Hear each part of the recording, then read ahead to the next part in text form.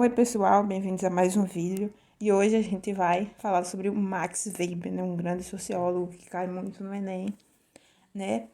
E ele foi conhecido muito pela questão da ação social, né? Ele falou sobre isso, tem um livro sobre... E também muito conhecido na política, né? A questão da burocracia. Quando a gente vai estudar, por exemplo, administração pública, a gente vê Max Weber, porque ele fala muito sobre essa questão da burocracia, né? E aqui no canal tem um vídeo, né, sobre as dominações de Max Weber, né, a carismática, a tradicional e a racional legal, e onde aparece a burocracia nisso, né, e tem até, a gente até fala um exemplo de cada dominação e fala sobre a burocracia em um exemplo dela, e em outro a gente fala sobre um exemplo daqui do Rio Grande do Norte. Então vou deixar nos cards para vocês assistirem, né, assista esse vídeo e depois vai no outro vídeo falando sobre as três dominações, mas algo mais específico, sabe? Mais a fundo. Então vamos lá, né? A ação social. Deixa eu ler aqui. É um comportamento humano sempre e na medida em que o agente ou agentes o relacionem a um sentido subjetivo. E para ele vai nascer do indivíduo, ou seja, da pessoa que pratica a ação. Vou usar um exemplo aqui para entender. Uma pessoa acena por outra pessoa, chamando ela, vem aqui. E aí outra pessoa vê e vem, porque aconteceu uma ação social. E para Max Weber, era isso que muda o mundo, né? Que faz as pessoas interagirem entre eles. Essa ação individual vindo, essa ação social, né? Vindo do indivíduo, da pessoa que pratica. E sempre vai ter um sentido subjetivo. O significado vai estar na consequência. A pessoa chamou para ela vir e a pessoa veio. Ou seja, teve um sentido subjetivo de que a pessoa chamou a pessoa, né, o indivíduo que praticou a ação para falar talvez alguma coisa, né, algo de importante. Então, pode ser algo simples, mas é bem estudado, Caio, não é nem, então vamos estudar. É porque, ou seja, ajuda nessa interação entre os indivíduos, essa ação social, entendeu? E vai entrar em conflito esse estudo com o estudo de Emile Durkheim, que a gente vai ver no próximo vídeo, porque Emile Durkheim ele vai estudar o fato social, que é mais algo em grupo do que a ação social, que é algo individual, certo? E para Max Weber existem tipos de ações sociais. Existem quatro. A ação racional com relação a valores, ou seja, ela está associada à fidelidade aos valores individuais, né? Seja ético, seja religioso, seja político, seja estético. Então, está relacionada ao quê? Aos valores de cada pessoa, aos princípios dos indivíduos, né? Então, ao valor, mesmo, tipo, se ela não fazia aquilo, ela tá dentro dela, nossa, estou fazendo algo de errado, entendeu? Porque é algo que já está dentro, que é algo que ela faz, então, ao valor. E se ela quebrar isso, então ela sente isso, ok? Se ela quebrar, ela sente isso. Por exemplo, muitas pessoas têm o hábito de ir à igreja. Toda semana as pessoas vão à igreja. Então já é um valor, né, do indivíduo dela, já é um valor dela. De eu tenho que ir à igreja, entendeu? Então, para Max Weber, é uma ação racional. Ou seja, racional, ó, já tá ligada. O valor é algo racional, que já é automático na cabeça das pessoas, né? De ir à igreja, de escolher um partido político, tá ligado ao valor que aquela pessoa sente, né? Que tem o valor daquilo para aquela pessoa, ok? A ação emocional ou afetiva é definida por uma reação emocional ou humor do sujeito. Ou seja, aí o exemplo é comemorar a vitória do time, né? Você começa a brigar no meio do trânsito, ou seja, não foi algo racional, foi algo emocional que veio de você, que aconteceu, entendeu? De comemorar alguma coisa. Não, então não está ligado ao processo racional, como o primeiro, né? De valor, mas algo emocional, afetivo. O terceiro é a ação tradicional, né? Vamos ver, aquele estabelecido pela crença nos hábitos ou costumes, né? Muita gente faz, então eu faço. Então, relaxar os domingos já virou meio que uma tradição, né? Então tem empresas que as pessoas nem botam as pessoas para trabalhar no domingo. E muitas pessoas dizem, um domingo é um dia sagrado, tem que descansar. Então já virou algo tradicional, mas também a gente pode usar outro exemplo, né? Como utilizar talheres, é algo tradicional em uma refeição nos países ocidentais. Não usar talheres em países orientais já é uma tradição também. Então vai dependendo de cada lugar. E o último, ação racional afins, né? É determinado pelo cálculo racional previamente, né? O objetivo da pessoa, né? Aquele, aquela meta que ela estabeleceu. E é algo racional também, ó, e não emocional. Por exemplo, passando no Enem, então você vai, o que? Você vai planejar, vai se organizar para conseguir aquela meta, que é passar no vestibular, passar no concurso, conseguir um emprego, entendeu? Então, essas quatro tipos de ações sociais que Marx desenvolveu e trabalhou. A ação relacionada a valores, né, como diz a igreja, está dentro da pessoa, né, o individual. O emocional, né, que você tem uma reação sobre algo. O tradicional, que muita gente faz, então você faz, mas depende do lugar que você está, do seu grupo social. E afins, né, que você vai traçar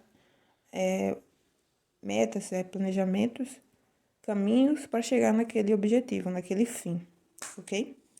Então, vamos lá, vamos lá. Agora vamos falar um pouco sobre política de Max Weber, né? Então, aí tá assim, ó. Se você consegue uma dominação, você tem poder.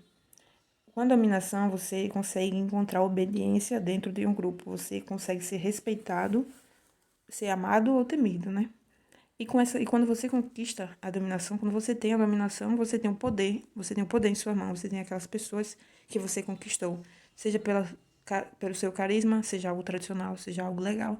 Você tem aquela dominação e, consequentemente, você terá o poder. E com o poder, você pode impor a sua própria vontade e o que você quer, ok? Dependendo da dominação que você tenha, ok? Dependendo da dominação que você tenha, você vai ter um certo tipo de poder, mas você vai ter poder. E para Max Weber, existem três tipos de dominações: a carismática, a tradicional e a legal. A carismática, gente, é pelas qualidades virtuosas daquela pessoa. São as características que conseguem emocionar, vamos dizer assim, emocionar as pessoas, consegue cativar as pessoas. Seja na palavra, né, na sua retórica, na sua dialética, ou seja em suas ações, o que você faz. E as pessoas, né, aqueles grupos sociais, aquela massa, você conquista ela e você tem a dominação, ou seja, carismática. Mas, como no vídeo, né, que foi postado aqui, vocês podem assistir, a dominação carismática, ela é muito frágil, ela é um pouco frágil. Por quê? Quando você perde ela, você perde o poder, você perde a dominação, você perde o público que você conquistou. Então, é meio instável, mas você consegue dominação carismática. Um exemplo aqui, a gente pode falar de Lula, né, uma pessoa que conquistou muitas pessoas, né, pela sua fala, pelo seu carisma, e foi presidente do Brasil, né, por 8 anos. Mas a gente pode falar também, existem, dependendo do, não importa o partido político, entendeu? Mas seja de esquerda, seja de direita, mas a dominação carismática vai depender das qualidades e de você cativar as pessoas, ok? Então pode ser tanto de esquerda ou de direita. Pode ser um exemplo, Mahatma Gandhi, né, um líder religioso, né, que era contra as armas e tudo mais lá da Índia e cativou muitas pessoas. E não só pessoas da Índia, mas pessoas do mundo todo, entendeu? Então, ele lá, Mahatma Gandhi, a gente pode dizer que ele conseguiu uma dominação carismática, ok? Então, seja Gandhi, seja Napoleão Bonaparte, ou seja, líderes grandes, né, que lideraram guerras, né, e pessoas políticas, né,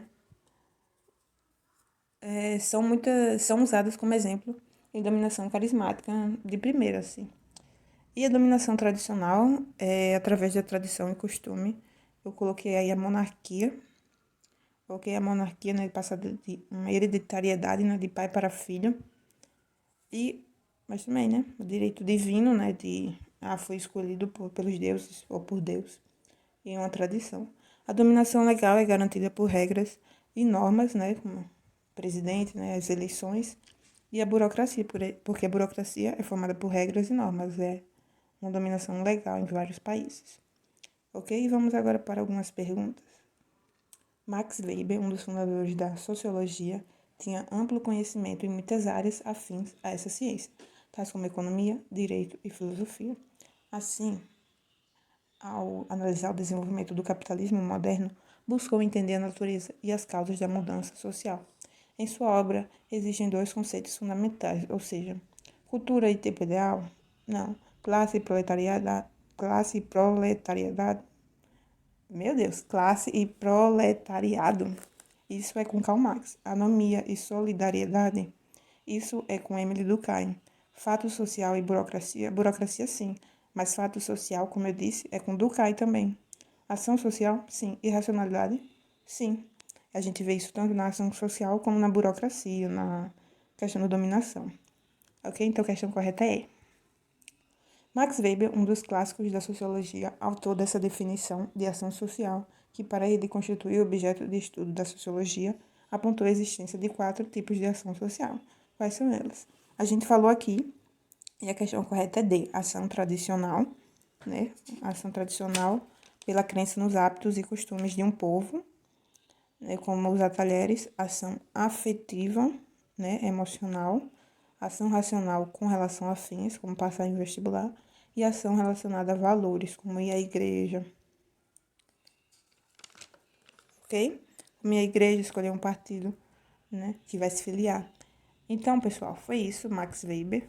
O que você tem que lembrar dele é a questão da ação social e não se confundir com o fato social que vamos estudar aqui com Emile Durkheim, e que ele foi muito estudado, muito importante na política, como essa questão da dominação, seja carismática, tradicional ou racional legal, ok?